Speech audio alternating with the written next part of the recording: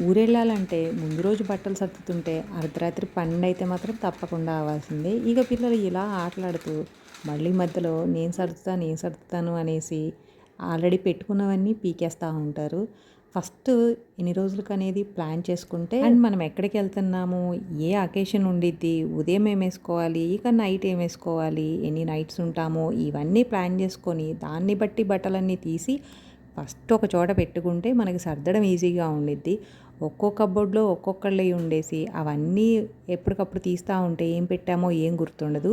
ఎన్ని పెయిర్స్ కావాలి, ఇన్నర్స్ ఎన్ని, నైట్ సెట్స్ ఎన్ని, ఇలా మొత్తం కూడా సెట్ చేసుకొని పక్కన పెట్టుకున్న తర్వాత అందరి బట్టలు ఒక్కళ్ళయి పెట్టుకుంటే సరిపోదు కదా! అందరియి ఇలా పక్కన పెట్టుకొని జిప్‌లాక్ కవర్సు ఇలా పర్టిక్యులర్‌గా కొనక్కర్లేదు. బట్టలకొచ్చే కవర్‌లో అయితే ఇన్నర్స్ పెట్టుకుంటే అన్నీ కలిసిపోకుండా ఆ బట్టల్లో ఎక్కడో ఉన్న ఒక చిన్న ఇన్నర్స్ కోసం తీయాలంటే బట్టలు మొత్తం కదుపుతాము. అలా కాకుండా కవర్‌లో పెట్టుకుంటే సపరేట్‌గా ఉంటాయి. ఇక పిల్లల బట్టలు చిన్న చిన్నగానే ఉంటాయి.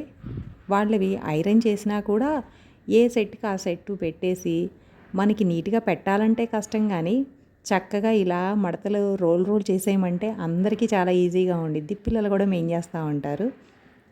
ఏ సెట్‌కి ఆ సెట్టు ప్యాంట్ లోపల షర్టు అలా పెట్టేసి మొత్తం రోల్ చేసేస్తే ఇలా వీల్సు ట్రాలీలాగా ఉంటుంది. ఇంకా మనకి పట్టుకెళ్ళడానికి ఉన్న ఇలాంటి బ్యాగ్స్‌లో అయితే కింద వీల్స్‌కి ఆ ట్రాలీకి లైన్స్ ఉంటాయి కదా! స్టిక్స్ అవి రెండు వైపులా ఉన్నప్పుడు ఫస్ట్ అయితే బట్టలన్నీ రోల్ చేసేసుకొని అటు చివర ఇటు చివర పెట్టేశామంటే అవి కిందకి కూడా పడిపోకుండా చక్కగా సెట్ అయిపోయి ఉంటాయి. ఆ మధ్యలో స్టిక్ ఉండడం వల్ల.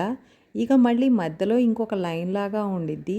ఫస్ట్ ఏంటంటే పిల్లలవి ఎక్కువ విడ్త్ వెయిట్ ఉండవు కాబట్టి వాళ్ళవి పెట్టేసుకుంటాను. వాళ్ళవి పెట్టేసినప్పుడు మొత్తం ఎన్ని days night sets day use చేయడానికి ఇలా మొత్తం కూడా ఇద్దరు పిల్లలవి ఒక సైడ్ ఒకళ్ళవి ఇంకో సైడ్ ఒకళ్ళవి ఆ స్టిక్స్ ఏవైతే ఉన్నాయో దానికి రెండు వైపులా పెట్టేశామంటే పిల్లలవి మొత్తం సెట్ అయిపోతాయి. ఇక్కడ నేను దాదాపుగా 5-6 డేస్కి ప్యాక్ చేశాను. ఒకటే బ్యాగ్లో అందరివి సరిపోతాయి. ఇంకా టవల్స్ వచ్చేసి మాత్రం చాలా తిన్నగా మనకి ఎక్కువ మందం ఉంటే బ్యాగ్లో స్పేస్ ఆక్యుపై చేస్తాయి. అలాగే ఎక్కడికైనా టూర్ వెళ్ళినప్పుడు మనం ఊరికెళ్ళి అక్కడ వాష్ చేసుకోవడానికైతే ఓకే కానీ ఎక్కడికైనా టూర్ వెళ్ళినప్పుడు ఫ్యాన్ కింద తీసినా కూడా వెంటనే ఆరడానికి కూడా బాగుండాలి అంటే పల్చగా ఉండే టవల్స్ తీసుకుంటే అప్పుడు ఎవరి వాళ్ళి 4 అయినా చక్కగా పెట్టుకోవచ్చు. ఇక జీన్స్ ప్యాంట్లు అయినా కూడా చక్కగా ఐరన్ చేసి మడతలు పెట్టిన వాటిని మళ్ళీ ఇలా ఫోల్డ్ చేసేస్తే తుక్కుగా అయిపోయినట్టు ముడతలైతే పడకుండా నీట్గా ఉంటుంది. ఫోల్డ్ చేయగానే ఎటు కదిలిపోకుండా చక్కగా లోపల పెట్టేసుకోవడం. ఇలా ఫోల్డింగ్ చేసేసి బట్టలు పెట్టడం వల్ల కొంచెం ఎక్కువ పడతాయి అండ్ మనకు తీసుకోవడానికి కూడా కంఫర్ట్గా ఉంటాయి.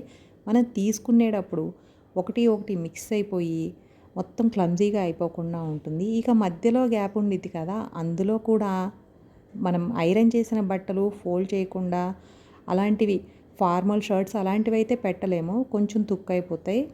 సో నైట్ డ్రెస్సులు నైటీలు ఇంకా నార్మల్ లేడీస్ డ్రెస్సులు అయితే చక్కగా ఫోల్డ్ చేసేసుకోవచ్చు, అవేమీ పాడవు.